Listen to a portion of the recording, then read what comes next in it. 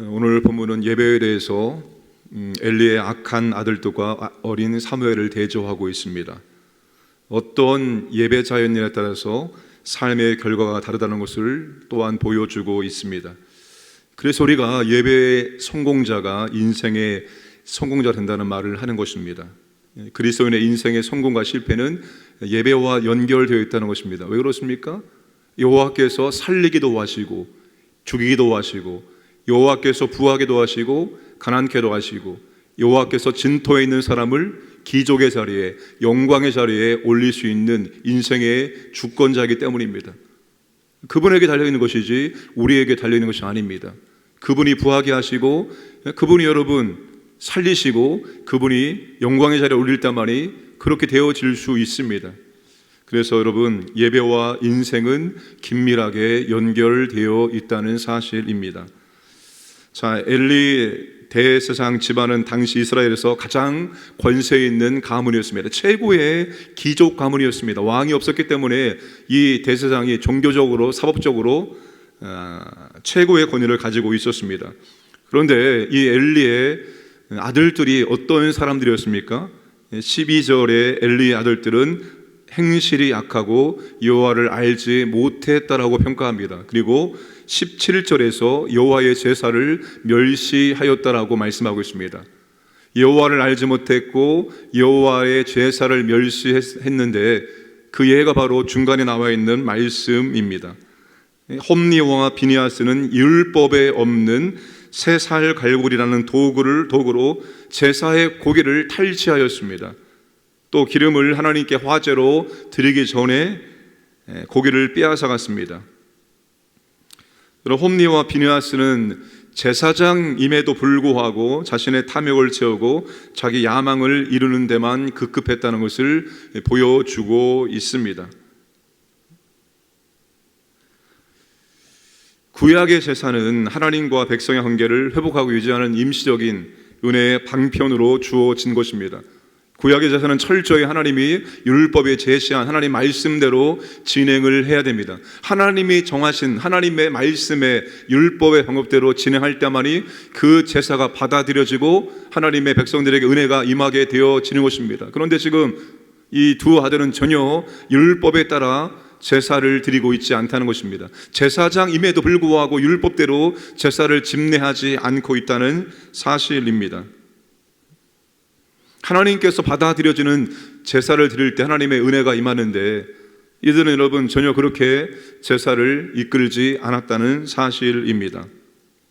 제사장임에도 불구하고 이들이 이렇게 악한 행실을 죄책감 없이 할 수 있는 이유는 여호와를 알지 못했기 때문이죠. 여호와의 제사를 멸시하였기 때문입니다. 이 두 가지가 연결되어 있는 것입니다. 여호와를 알지 못하기 때문에 여호와께 드리는 이 제사를 무시하고 멸시하였다는 사실입니다. 여러분, 최고의 귀족층이고 좋은 족보에서 태어났고 그리고 아주 좋은 지위를 가지고 있는 것이 경건을 보장해 주는 것이 절대로 아닙니다. 저절로 그런 가문에서 태어났다고 해서 믿음이 좋은 것이 아니라는 사실입니다. 여러분, 이것이 우리에게 오늘 적용되는 것은 하나님을 아는 것이 직분과 비례적이지 않을 수 있다는 것입니다.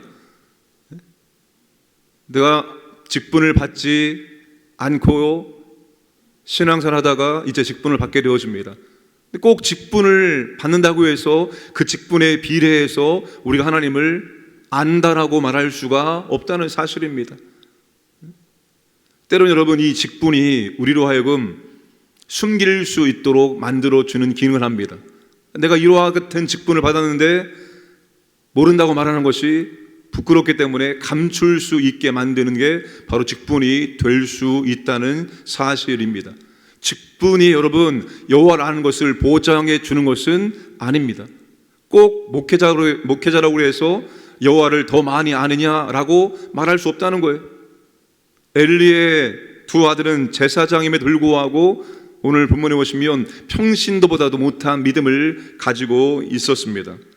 자, 2절에 뭐라고 말합니까? 15절에 기름을 태우기 전에도 제사장의 사환이 와서 제사 드리는 사람에게 이르기를 제사장에게 구워 드릴 고기를 내라. 그가 내게 삶은 고기를 원하지 아니하고 날 것을 원한다 하신다.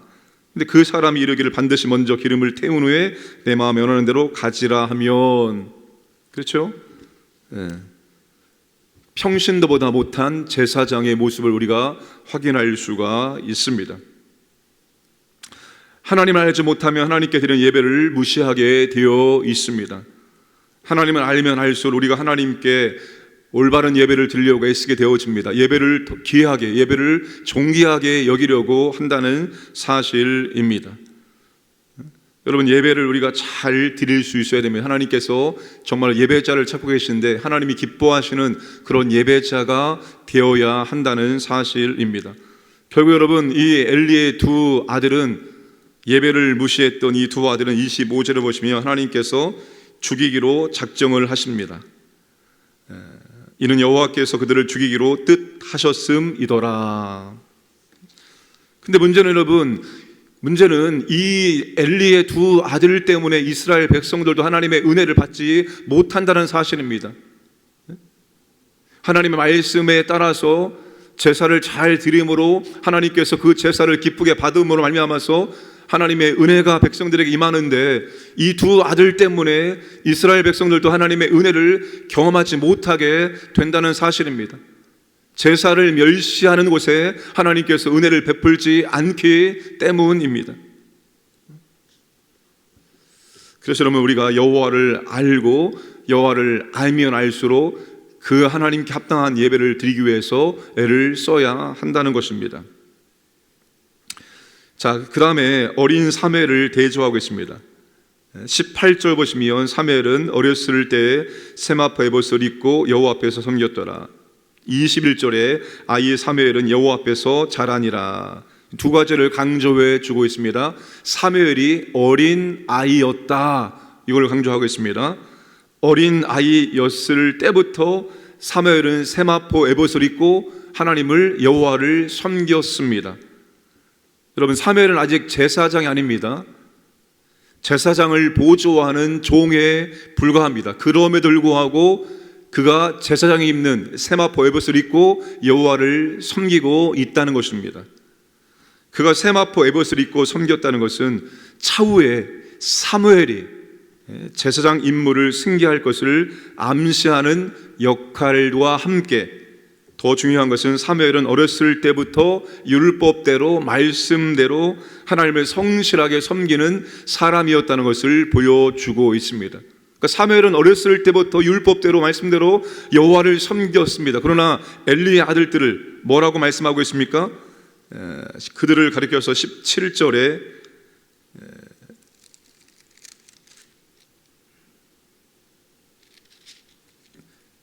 늙은 소년들이라고 하죠. 이 소년들의 죄가 여호와 앞에 심히 크면, 여러분, 이 소년들이라고 표현하고 있습니다. 엘리 두 아들은 소년 아니죠. 늙은 소년들을 의미합니다. 늙은 소년들.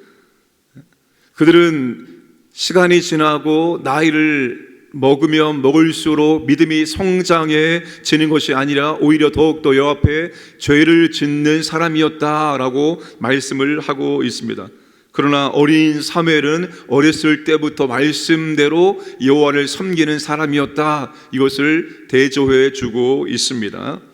또 한 가지 중요한 것은 그가 여호와 앞에서 섬겼고 여호와 앞에서 자라갔다입니다. 그죠? 엘리의 두 아들은 신체는 성장해도 믿음은 성장하지 않았습니다. 그런데 이 사무엘은 여호와 앞에서 자라니라. 그러니까 여호와 앞에서 여호와를 섬기면서 여호와 앞에서 믿음이 성장해 갔다는 것을 의미합니다. 똑같이 여호와 앞에서 섬기는데 어떤 사람은 전혀 믿음이 성장하지 않지만 사무엘은 여호와 앞에서 섬기면서 날이 갈수록 믿음이 성장했다는 것을 말해주고 있습니다. 이 사무엘 때문에 하나님께서 그의 가정에 복을 내려주신다는 것입니다. 그죠? 말씀을 보시면 하나님께서 복을 주시죠. 20절 말씀 보시면 엘리가 엘가나와 그의 아내에게 축복하여 이르되 여호와께서 이 여인으로 말미암아 내게 다른 후사를 주사 이가 여호와께 간과하여도 바친 아들을 대신하게 하시기를 원하노라 하였더니 하나님께서 세 아들과 두 딸을 낳게 해 주셨습니다. 사무엘 때문에, 그리고 누구 때문입니까? 신실하게 매년 하나님께 예배를 드렸던 한나 때문에 하나님께서 이 가정에, 엘가나 가정에 복을 주십니다. 넘치는 복을 하나님께서 허락해 주신 것입니다. 세 아들과 두 딸을 이 가정에 하나님 복으로 주시고 있다는 사실입니다. 예배를 잘 드렸던 이 가정에 하나님의 복이 임하지만 예배를 무시했던 엘리의 가문에는 하나님의 저주가 임하게 된다는 것을 우리에게 보여주고 있습니다. 여러분, 신앙의 문제는 어디서부터 시작되는가 하면 예배에서부터 시작됩니다. 틀림없습니다. 이분이 지금 믿음의 신앙의 문제가 발생했다, 그 문제가 발생한 것이 가장 첫 번째 드러나는 것이 바로 예배입니다. 예배를 대하는 태도와 자세가 달라집니다.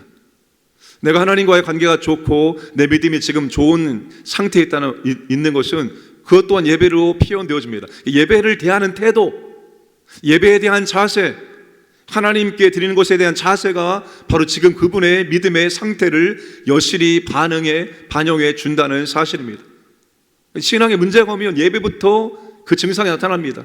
예배를 드리고 싶어하지 않게 되어지고, 예배를 지루하게 여기고 따분하게 여기고, 예배에 대해서 불편한 마음을 갖게 되어집니다. 예배에 대해서 분주한 마음을 갖게 되어집니다. 빨리 예배가 끝나면 좋겠다, 이런 마음들이 생깁니다.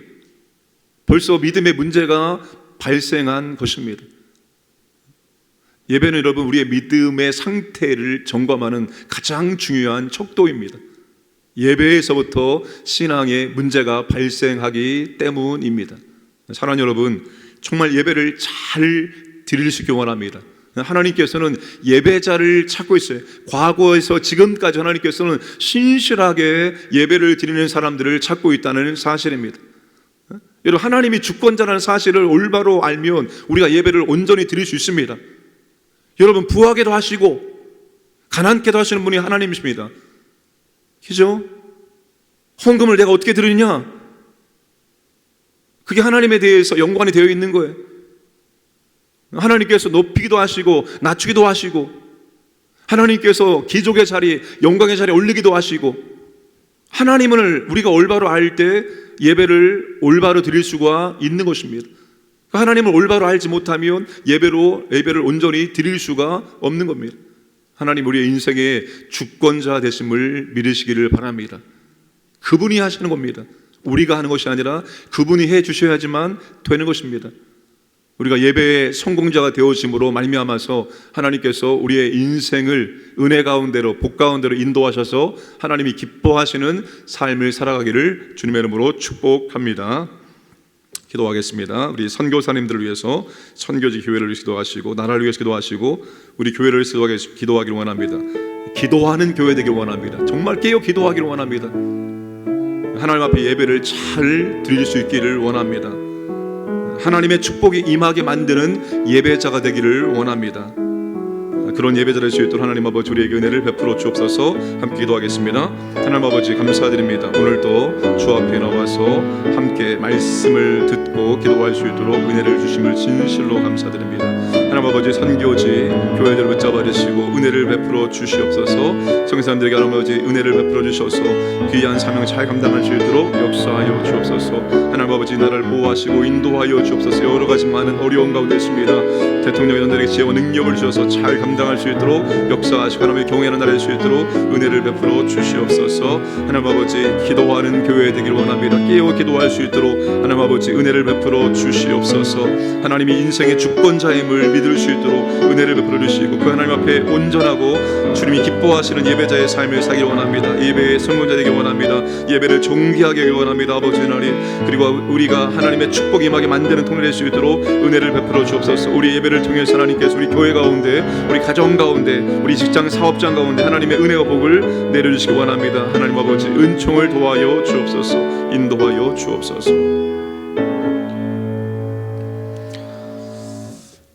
여호와를 알지 못할 때 하나님의 제사를 무시하고 멸시할 수밖에 없다고 말씀을 하고 있습니다. 하나님 아버지, 우리가 여호와를 더욱더 알기를 원합니다. 알아가기를 원합니다. 인생의 주권자 되심을 믿기를 원합니다. 그분이 부하게 하시고 가난케도 하시고 그분이 살리기도 하시고 죽이기도 하시고 그분이 진토에서 영광의 자리에 올리시는 인생의 주권자임을 알고 우리가 여호와 앞에 온전하고 신실한 예배자로 설 수 있도록 은총을 도와여 주시옵소서. 그래서 아버지 하나님, 우리의 믿음이 날로 성장하기를 원합니다. 우리의 믿음이 성장하면서 여호와를 더욱더 경험하고 알아가기를 원합니다. 그리고 하나님 앞에 더 온전하고 올바른 예배를 드릴 수 있도록 은혜를 베풀어 주옵소서. 예배의 성자 되어서 인생의 성자 될 수 있도록 하나님 아버지 은총을 도와여 주옵소서. 우리를 통해서 하나님의 복이 우리 가정 가운데, 교회 가운데, 우리가 있는 직장, 사업장과 임할 수 있도록 역사하시고 인도하여 주옵소서. 오늘도 아버지 하나님, 광인의 모든 가족들을 붙잡아 주시고 보호하시고 인도해 주시고 일상의 삶 속에서 하나님을 만나고 경험할 수 있도록 은총을 도와여 주옵소서. 오늘도 아버지 추운 날씨 속에서 새벽을 깨우는 주의 백성들에게 영육의 강건함을 도와주시고 오늘도 기도할 때 여호와께 가까이 해주시고 간절하게 기도하는 제목들마다 하늘 문을 여시고 하나님의 은혜와 복을 허락하여 주옵소서. 감사드리며 모든 말씀 예수님의 이름으로 기도드리옵나이다. 아멘.